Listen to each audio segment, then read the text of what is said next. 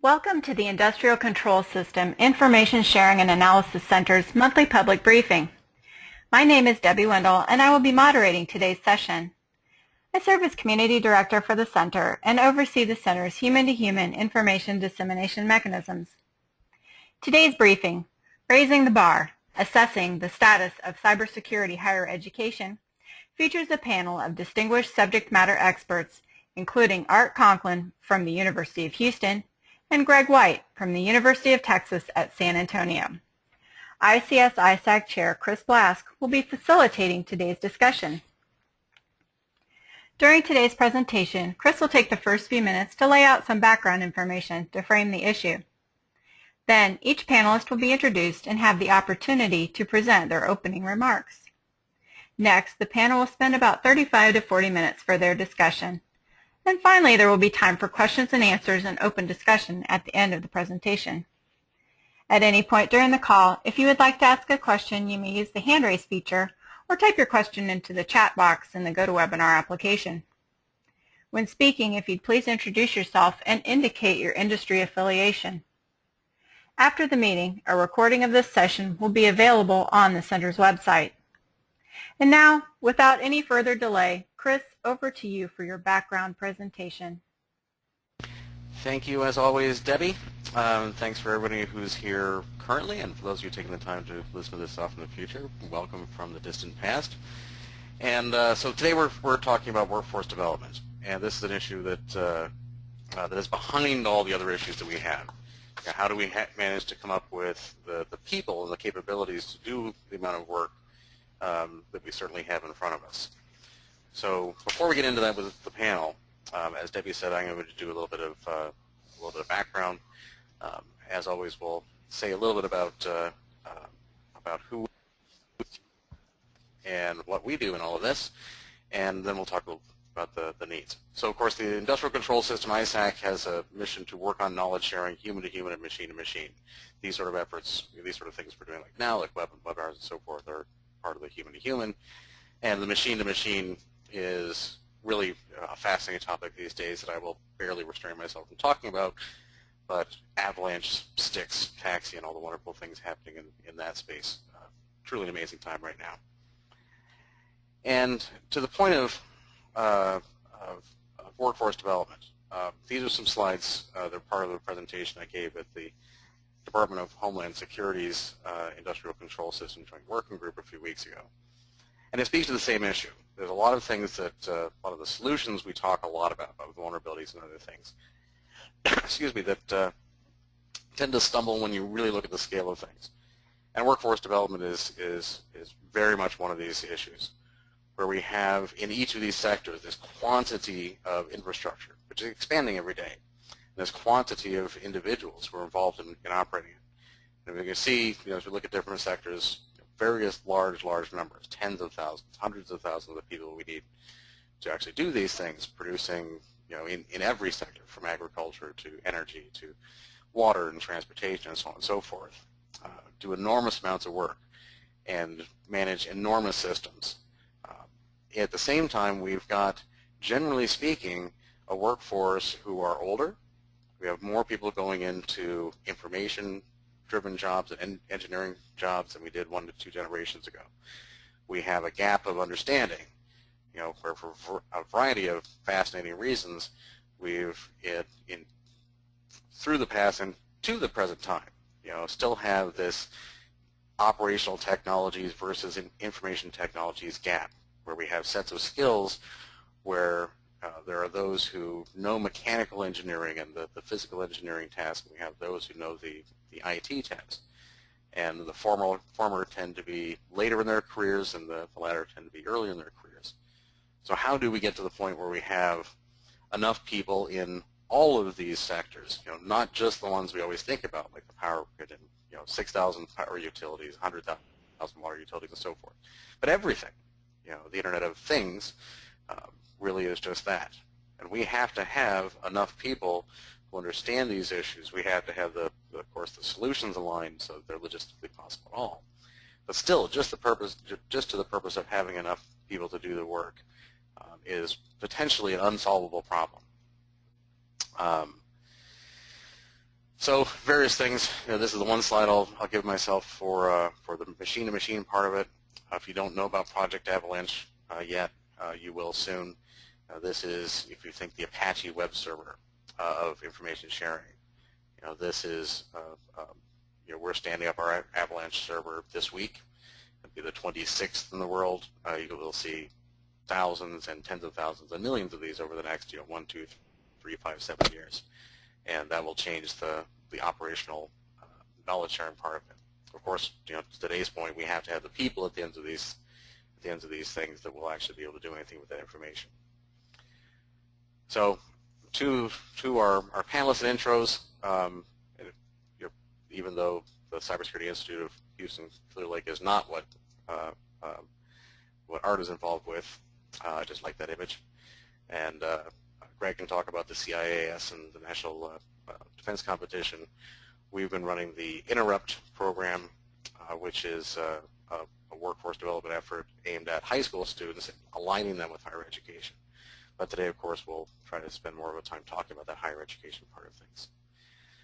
So with that, Debbie, if you would like to introduce our speakers and give them their soapbox to go off on for a few minutes, then we'll take it to the general conversation afterwards. Dr. Art Conklin is an associate professor in the College of Technology at the University of Houston, where he specializes in information security, secure software design, and control system security. In addition to his teaching and research, he has published numerous books and academic articles on these topics. Art also serves as the director of the Center for Information Security Research and Education, or CISRE. CISRE serves as a focal point for research and education regarding information assurance principles, practices, methods, and tools. Designed to leverage the university's strengths, CISRE is advancing the nation's information security talent and resources by creating the world's foremost center for multidisciplinary education, as well as developing operational capabilities in the areas of information assurance and security. Chris, back to you. So Art, if you want to spend a few minutes sharing your foundational thoughts on this topic, workforce development, the work you've been doing with the University of Houston, and of course I know you're very active in the industry, in everywhere else. And, spend a couple minutes on that, and then we'll let Greg do the same, then we'll all debate. Oh, and let me take you off mute, because that'll make the whole thing work a lot better, won't it? Floor is yours, Art. Thank you, Chris, because here I am talking to my screen with a little muted sign saying no. So, a quick little thing that's not in the bio, I came into academia for the sole purpose of workforce development. I became an academic at age 46, and in the past, like a lot of other people in the security space, have held a lot of jobs in security doing things like that.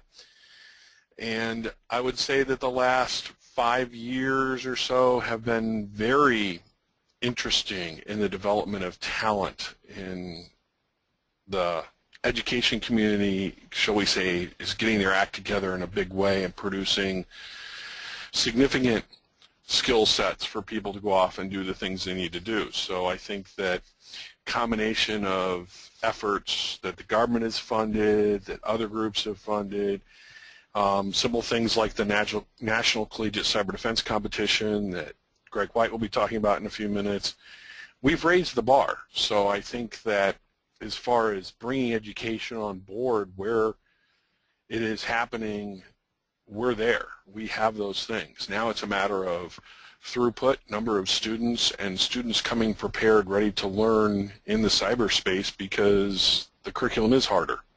This is as hard as any of your engineering or other curriculum. So from that standpoint, I think that the ball has shifted, the ball is moving.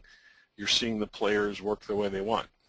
Let me turn it over to Greg and let him throw his thoughts out.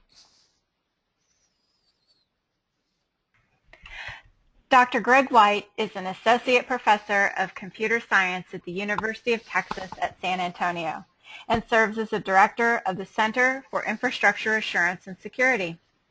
Greg has been involved in computer and network security for nearly 30 years and earned his PhD in computer science from Texas A&M University, conducting research in computer network intrusion detection.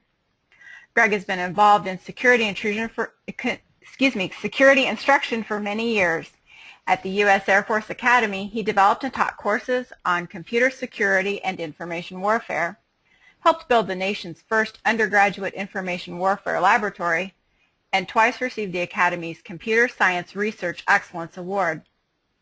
Now at UTSA, he continues to develop and teach courses and conduct research in computer and network security.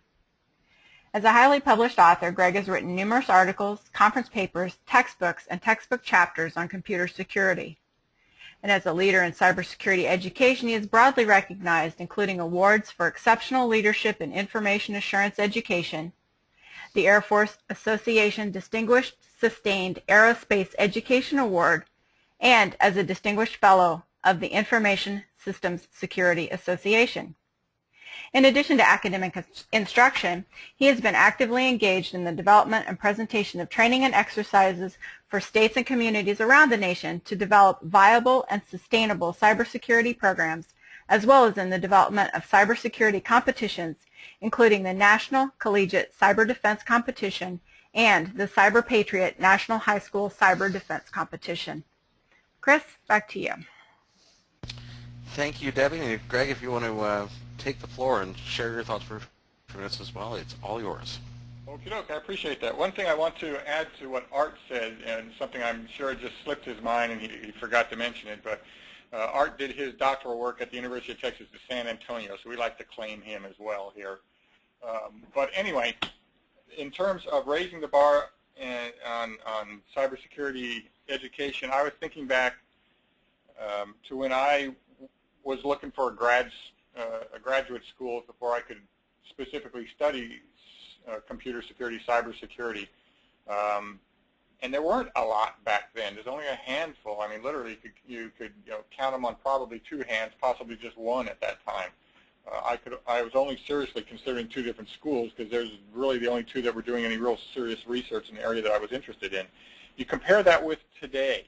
You take a look at the numbers of Centers of Academic Excellence in Information Assurance Education, or the NSA DHS program, for example, and you see a boatload. What is it? Well over 150 2- and 4-year colleges and universities that have programs. So I think in terms of raising the bar, that's a good sign.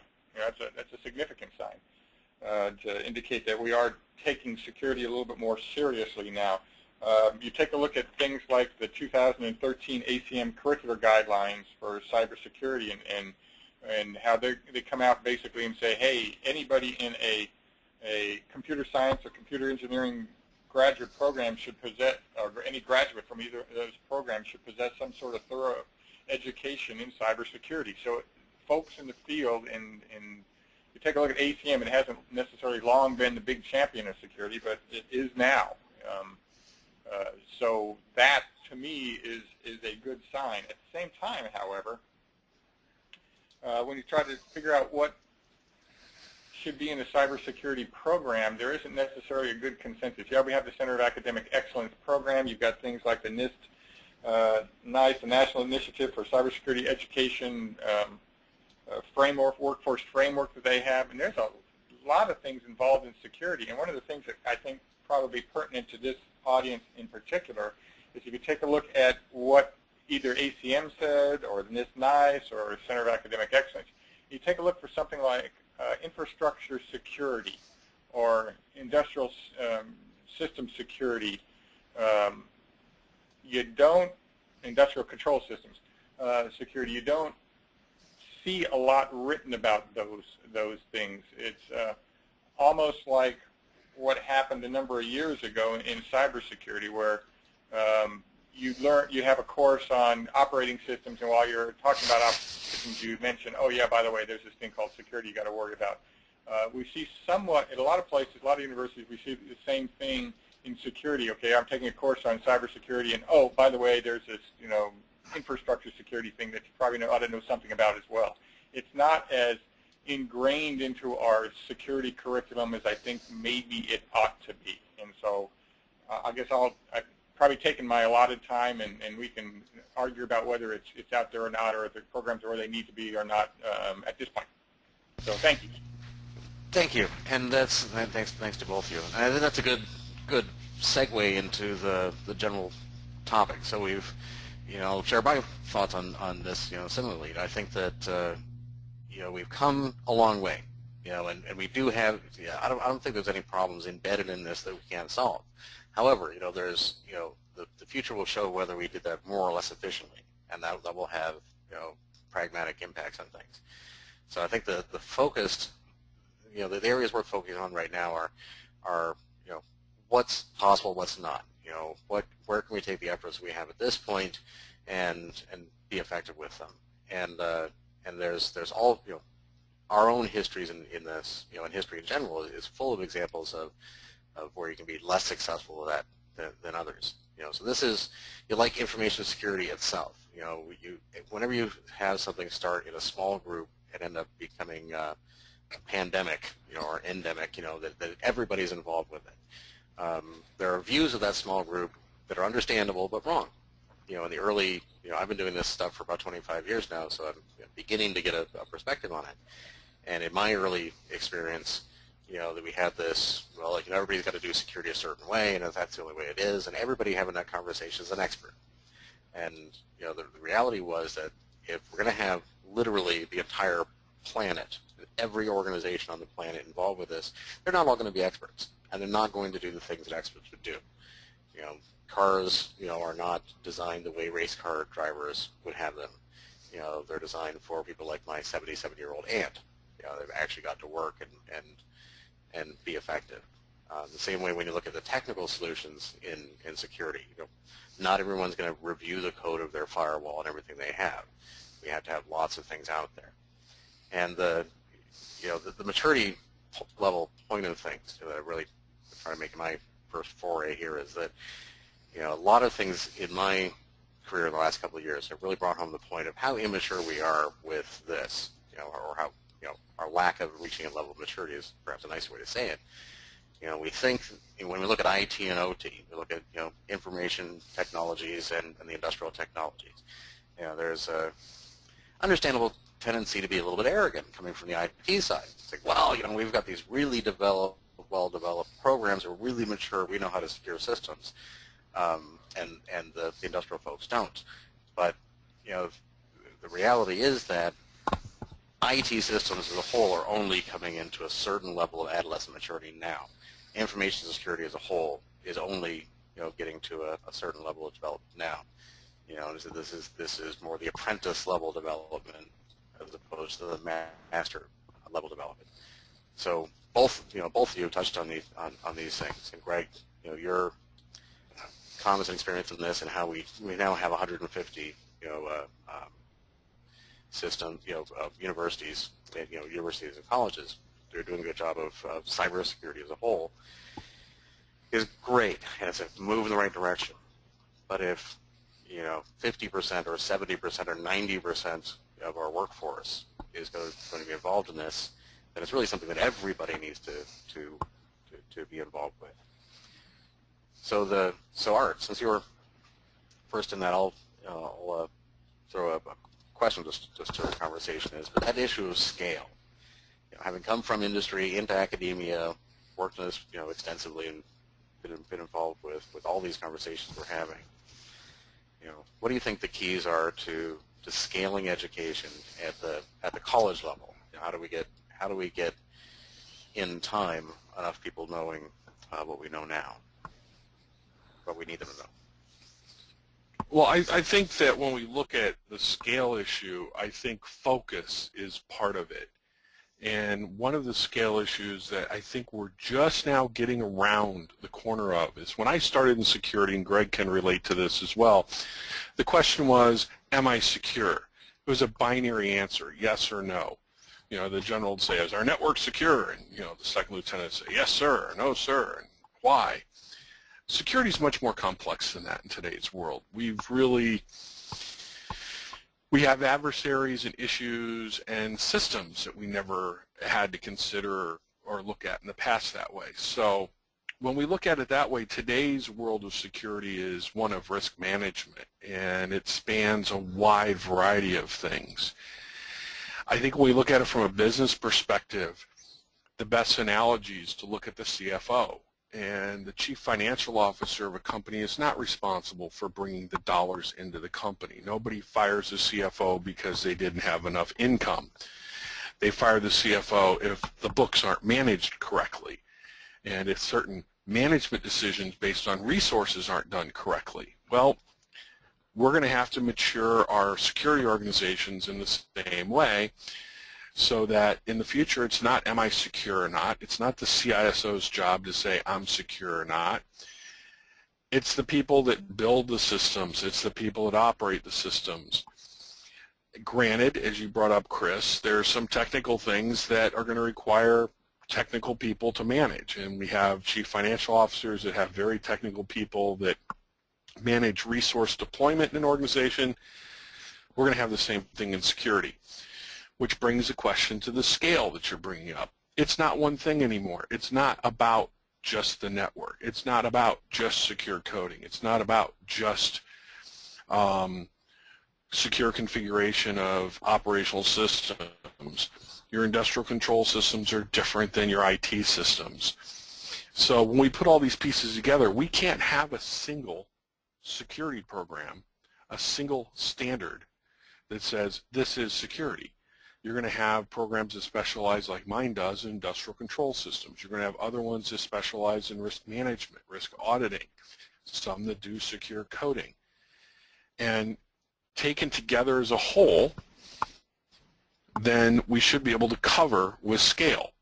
So one of the first things that's going to happen, and we've seen this now in the NSA DHS program, where they've actually moved from one set of standards to a core group that everybody needs to go through, but then you specialize in the areas that you wish to pursue your education program. That diversity is part of the scale requirement that we're going to need to make things happen.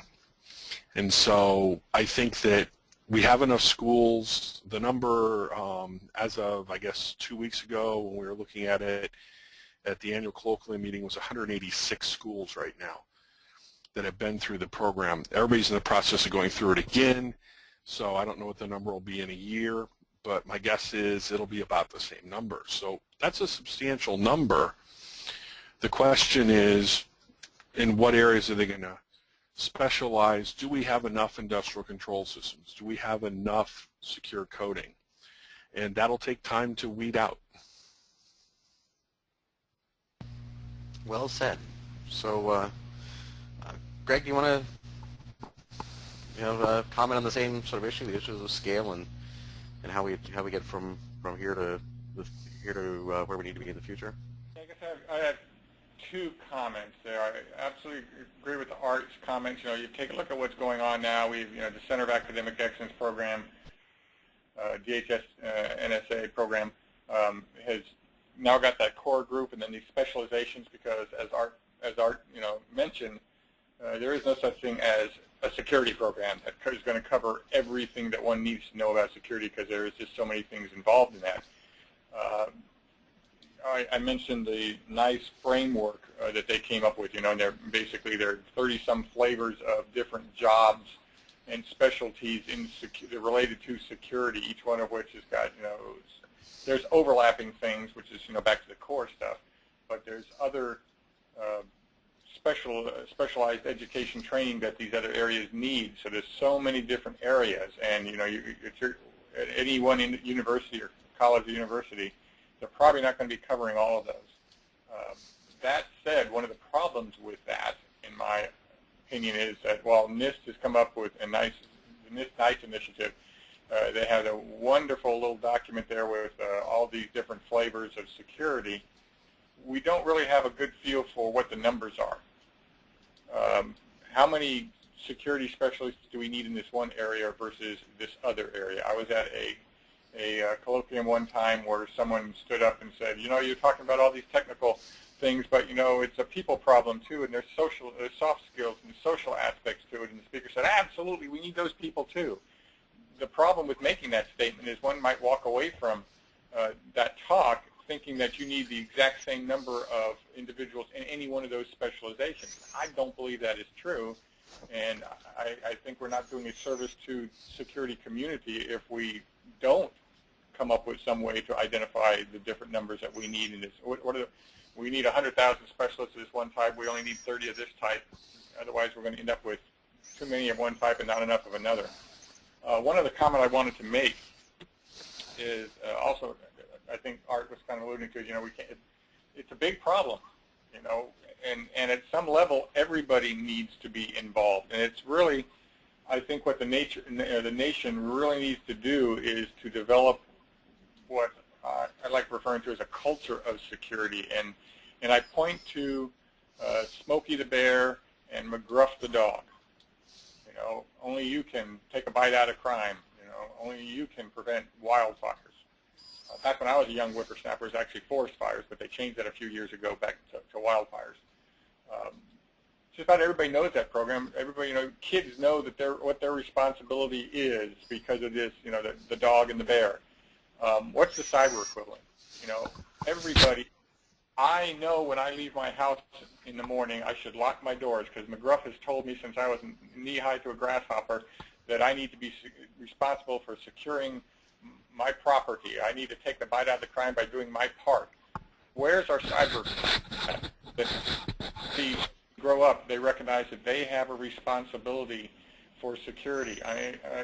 We as security experts can do a whole heck of a lot in trying to secure systems, but when you have that one person who clicks on that email attachment that they weren't supposed to, or goes to a site that they weren't supposed to because of some email they get, if they do that, I mean, we've seen how many different breaches occur because of that very thing. Some user, not a security person, but a user did something that they shouldn't have done, which all the rest of us security people just shake our head at because that person didn't know what they were supposed to be doing, or maybe they did know and it was a lapse or whatever, but we don't have that culture of security to help us. So anyway, I get off my culture of security soapbox.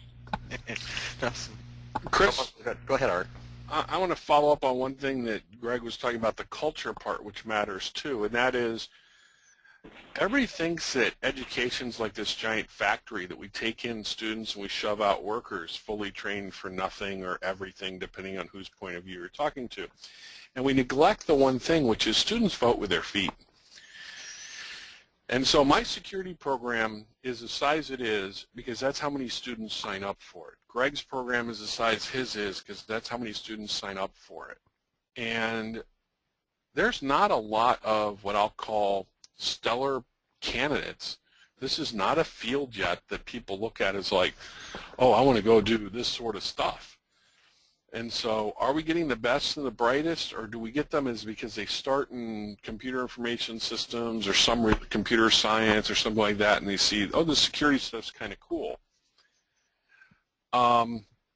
Kids go to college to get a degree in finance because they want to go off and become a CFO. Kids go to college to get a degree in marketing because they want to become a marketer. We have to change that same criteria, and it goes to that image, it goes to that general awareness that this is a career field. It's not just that there are jobs out there. It's hard, it's technical, it's going to require things, but there's, you know, good things at the other end. I think that's part of what's still missing. Oh, yeah, I'm sorry, I apologize. I got to jump in on that one. Fortunately, I think that there's some things that we're doing that are beginning to address that very thing that Art is talking about. When he started talking about that, I pulled up some slides that I received just yesterday, as a matter of fact, from the Cyber Patriot folks. They've done some studies. They've had, you know, based on their high school students that are going into the Cyber Patriot program and competing in these high school cyber defense competitions.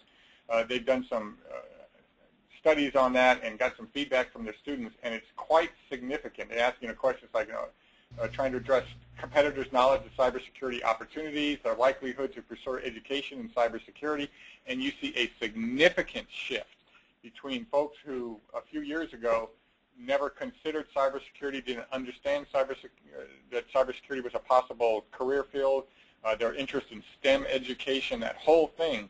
There is a significant shift to the right in terms of that very likely to go into this field. Greg, if you don't mind, can I make you presenter for a minute if you got those slides up? Just I think it'd be interesting for the audience to see those numbers. I'm okay. Let me send General Scotch a email real quick to get permission. It's his slides, not mine. Okay, sure. He normally responds real quickly. Let me see if I can get permission real quick to send them to you. And while he's jumping on getting that permission, let me add that as we want to talk about things like, for instance, the ICS space, where I do a lot of education and training, that awareness for the guy that's been in the plant for 20 years, he sees security as something he has to go learn because his boss told him he has to go learn it.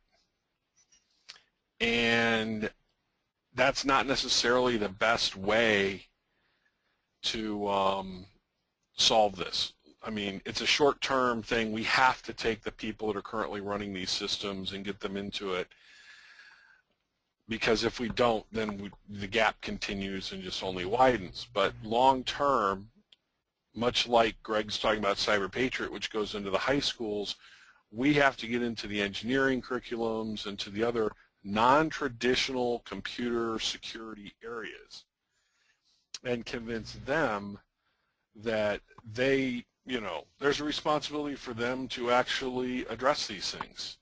And so the guy that becomes the control system worker of tomorrow, the guy that right now is entering a Bachelor of Science in mechanical engineering, chemical engineering, whatever,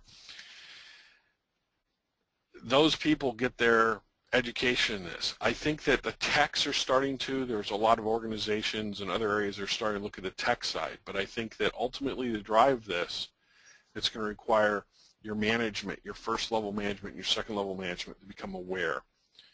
And so it has to be driven outside of just comp sci, just computer systems.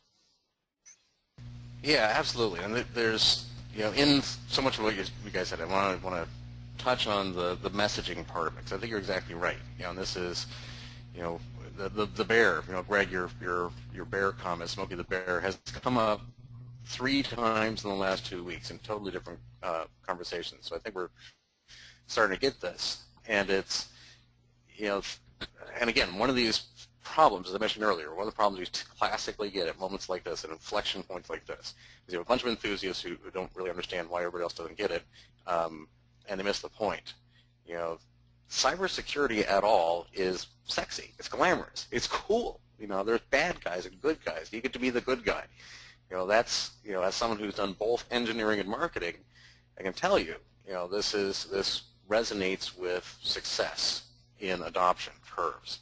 Whether you're aligning with businesses to get them to buy security solutions so they can be more profitable and achieving your goal, your other goal of actually making them more secure, or to the topic now, of luring to your comments, luring students into these fields by making them understand that they can have good careers, and that it's fun, and it's interesting, that it's glamorous.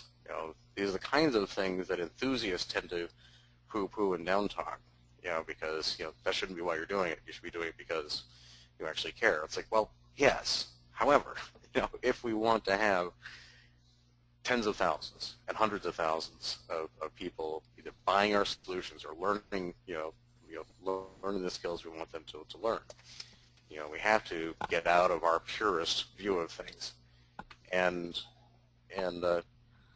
So the other thing that so that's basically agreement with everything you guys have been saying for the last couple of minutes, and one of the things I wanted to lead with was, what is it we teach?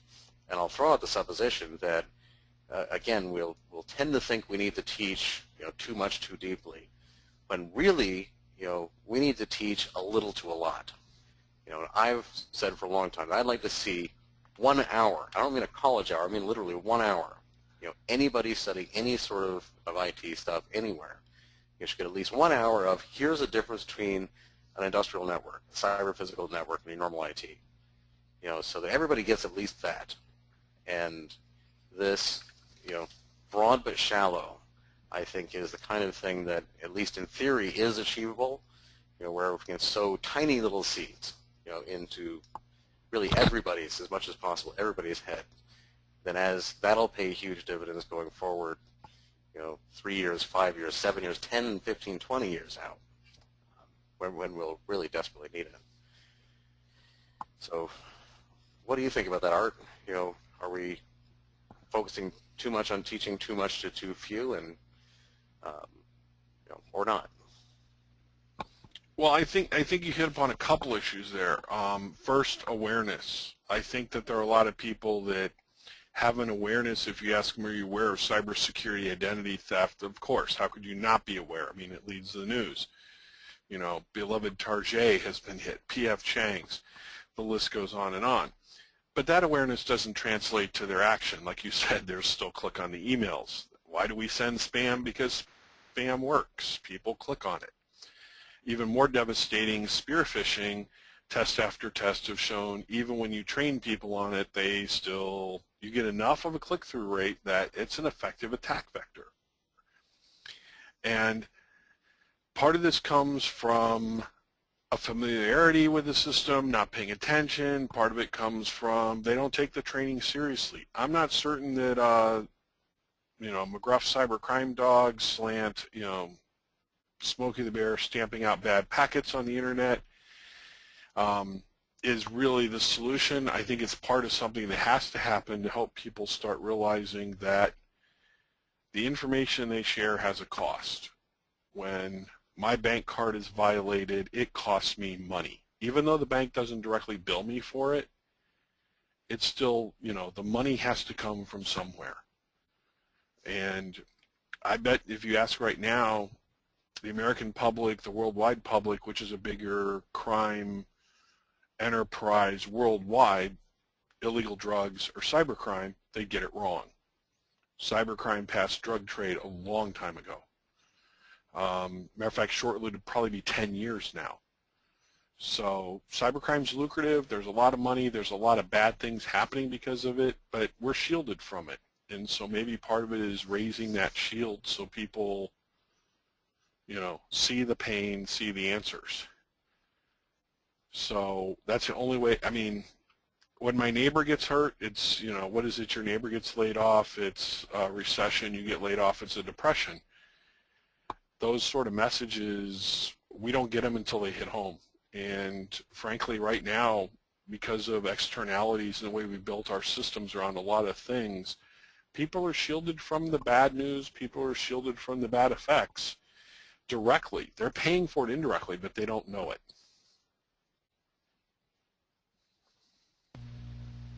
So, Greg, what do you think? Either on following on Art's comments or the have we got to the point of trying to teach too much to too few instead of teaching a very little to very many?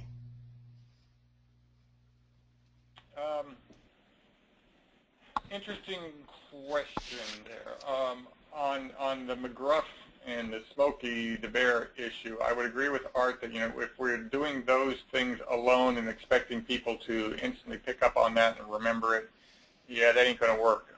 We can't rely on that alone, but I believe that a public campaign to make sure that everybody has got something like cybersecurity in the back of the mind, just like McGruff and everything else, would be helpful. I mean, when I go to work, I get hired by someplace, yes, I understand that the physical security is supposed to be important. McGruff has told me that it is, but I will receive additional training as it applies. Physical security applies to me at that job, and we need to do the same thing with cybersecurity.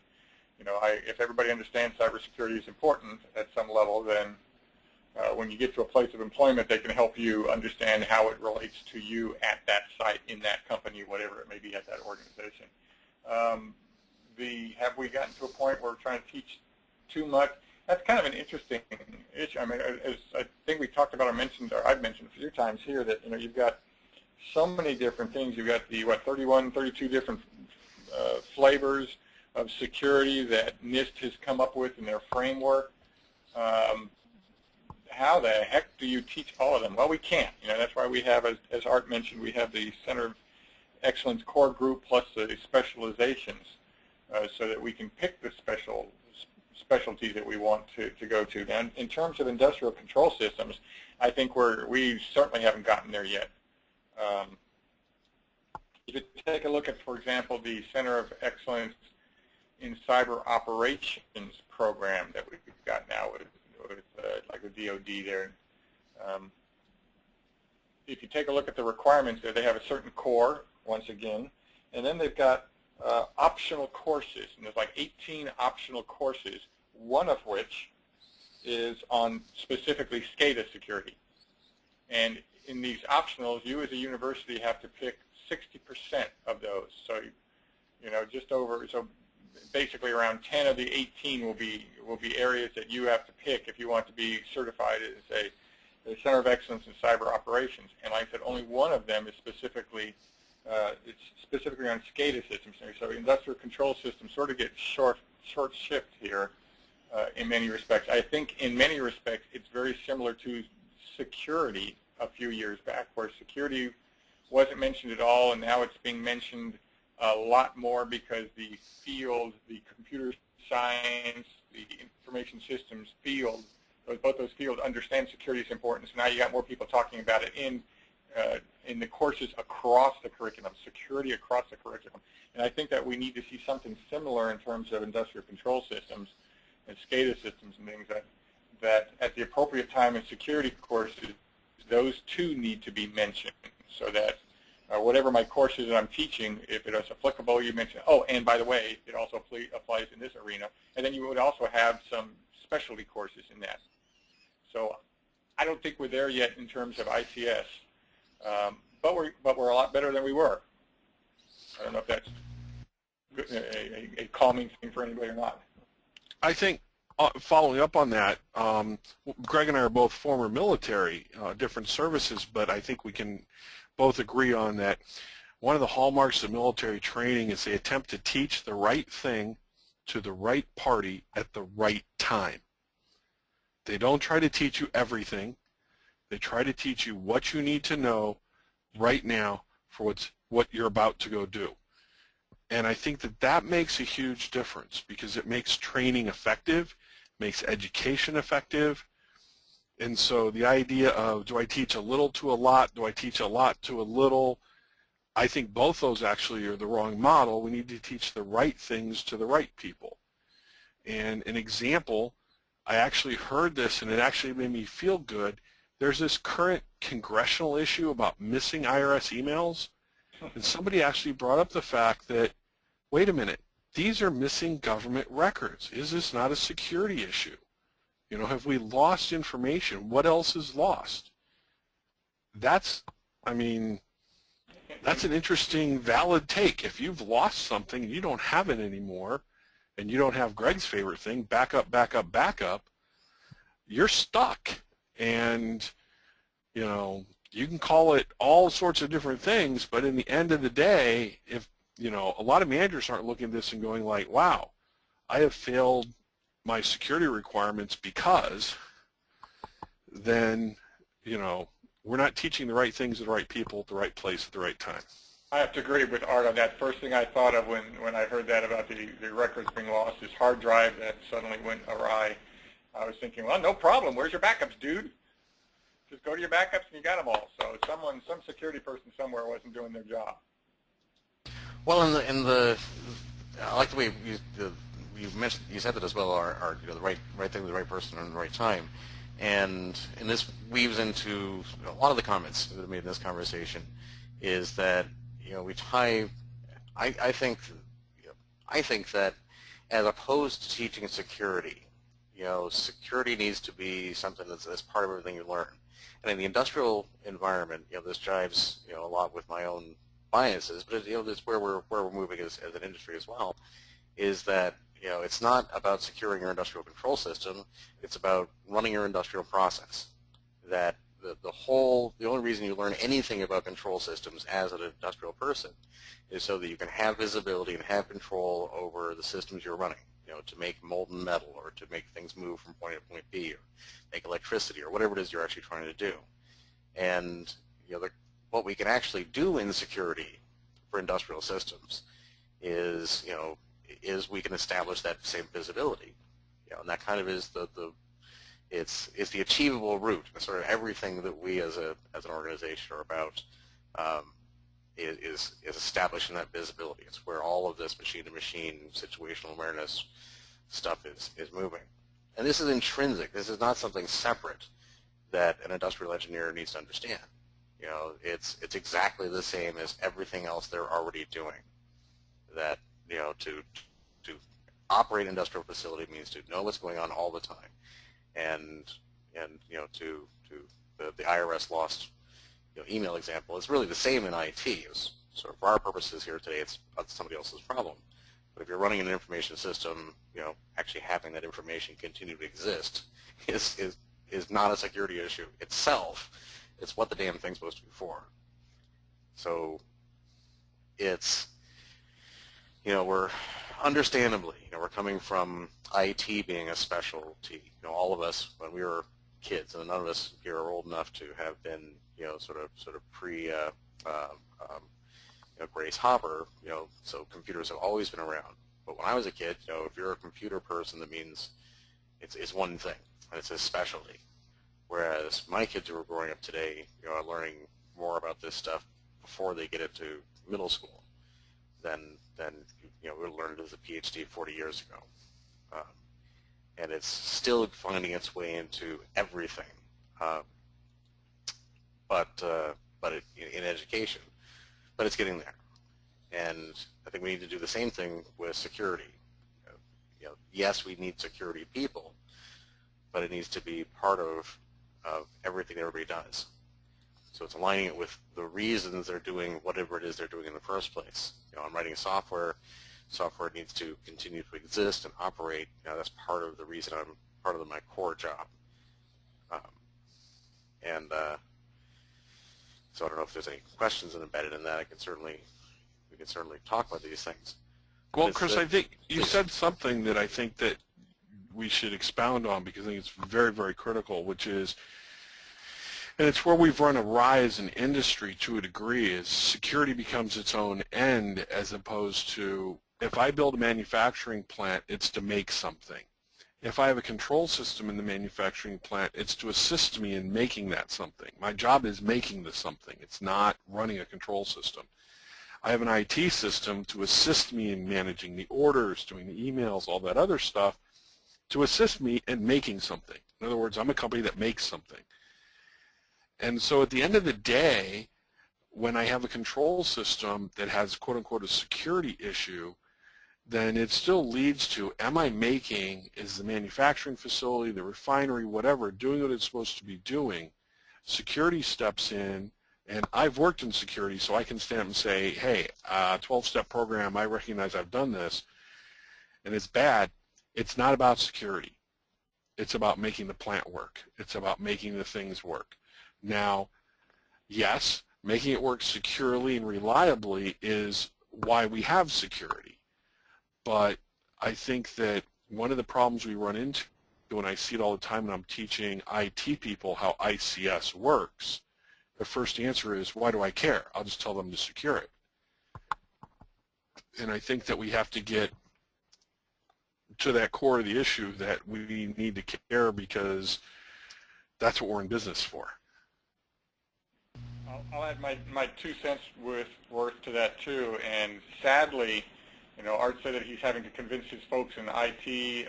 Sadly, I think the IT and IS folks still do a better job, and he's still having a problem, than we do in the computer science arena. That's something I've seen for years. I've had the opportunity to teach classes in both College of Business and the College of Science. And when I talk to folks in the College of Business and say, okay, whether you talk about something simple like patch management, you know, we say whether you install a patch on a system or not, a piece of software or not, really depends on how it is going to impact the business. It's a business decision. All the business folks nod their head. Business decision. I get it. I understand. And the computer science folks say, there's a patch. You install the patch because it's there. You got to do it. You know, they don't understand this concept of you know, I bought. My organization bought computers not because they wanted me to have something to play with, but because they were needed for the operation of whatever it is I'm doing. You know, my organization, they need these computers to do business, and so the computers are here to help me do business, whatever that business is, not for me to play with. That's interestingly enough. You mentioned, you know, my background in terms of the National Collegiate Cyber Defense Competition. I think that's one thing that the competitions do pretty well, is because if you focus in the competitions on operations. And the important thing for this, for example, in our collegiate competition is not security as such. Security is something that they just got to deal with. The important thing, and what they're getting lots of points for, is maintaining the operational aspect of that network. That's what's important. And there's a lot of different ways to approach that, a lot of different ways to do it. And I don't care how you do it, but keep that network up and running is what's important. Well, my favorite ad on IT at all was quite a few years ago now, but it was one of these blue IBM ads when they had the blue at the top and the bottom, and there's a bunch of people in a meeting room of some sort, and the senior person there, the CEO or whoever is, say, well, what did we hear? The service crashed. It was like, no service. The telecom's down. It's like, no. Why are we even here?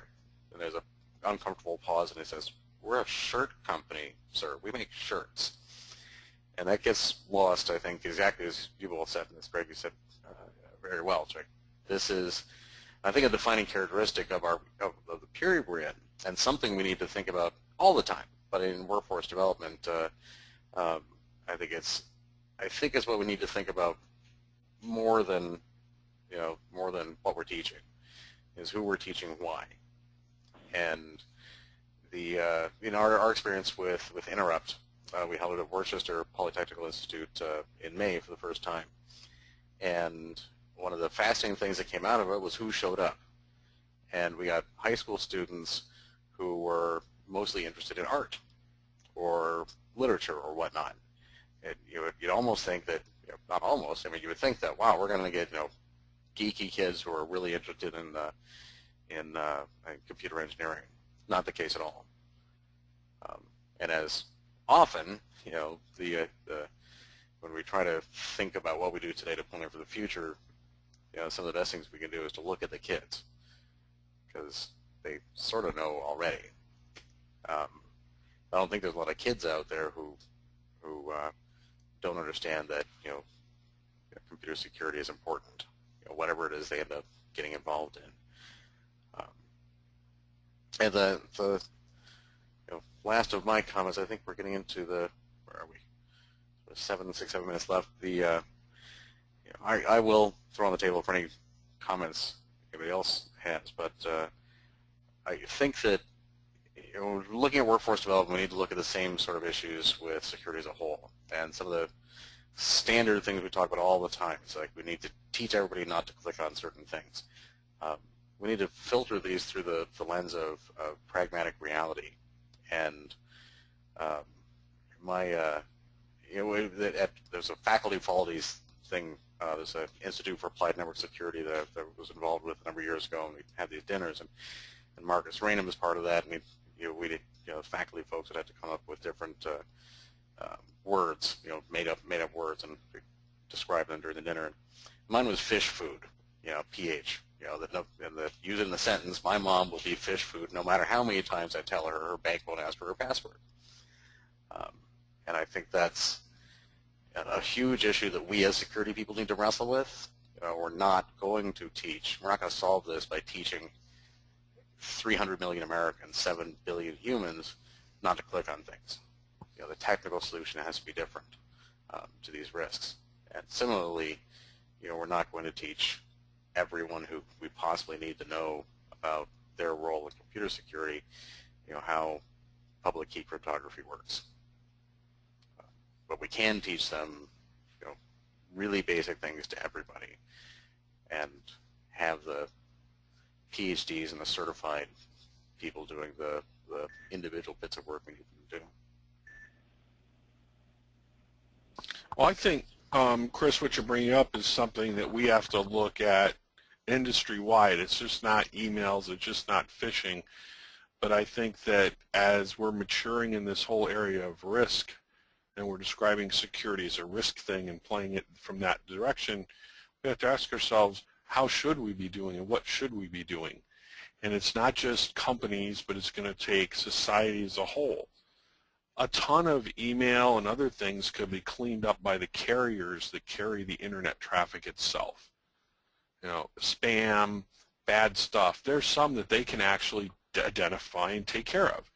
They can't right now because the way we've built the business structure doesn't allow it. We can turn around and say, the same thing with respect to how I start networking in various control systems, that I don't need to wait for the government to come do the regulation and say thou shall not do this stuff like we're seeing in NERC and other areas. We're going to have to wake up and suddenly realize that, hey, you know, my water treatment plant probably is really important to my community, and I know the public utility commissions don't want to spend any money on anything, but this stuff does matter, because if I don't spend it, you know, problem's going to occur. We saw the outfall of Hurricane Sandy up in the Northeast, where they weren't prepped in certain areas because, one, well, how often do they get hurricanes, but some of their basic emergency prepared needs that they have been arguing for years were never met because the PUC said, well, but we're not going to spend money on it. So I think as a whole, we have to go back and re-look at a lot of this. There's a lot of fundamental changes everywhere that are going to have to take place. And it happens, you know, for the purpose of, you know, we're talking about here with workforce development, it includes everything, as you say, everything. Parents, you know, as much as PhDs. So, Greg, any last thoughts in the last minute or so before Debbie reads us out? No, I think we basically covered the important things and covered a lot of different things. So I don't think I have necessarily any additional comments. No worries. All right. Well, thanks very much to both of you. Again, to everybody who showed up today, and all of those of you in the future listen to this. We have thanks to all our members who give us all the support to be here doing the stuff that we do, and you know who you are. And we do this particular kind of event every month. We have another educational talk about the GICSP certification next month at our conference coming up in September, where we have a number of training tracks and things. Hopefully that will help us all move forward. So with that, I'll shut up. Debbie, you want to do your part and move us on? To our distinguished panelists, thank you so much for your thoughts and insights you've shared on today's call. And to our audience, on behalf of all of us at the ICS ISAC, we appreciate your joining us today. We hope that you found the information of value and something that you can take to further influence development of our next generation cybersecurity workforce. Our next public briefing will be held Wednesday, July 23rd at 1 p.m. and feature a panel of distinguished subject matter experts presenting How Do We Indicate Expertise? The Global Industrial Control System Professional, or GICSP, certification. Other sessions will be announced in our monthly updates, on the Center's website, and in our other communication vehicles. As a reminder, a recording of this session will be available on the ICS ISAC Briefing Archive page. Thank you again for your participation on today's call.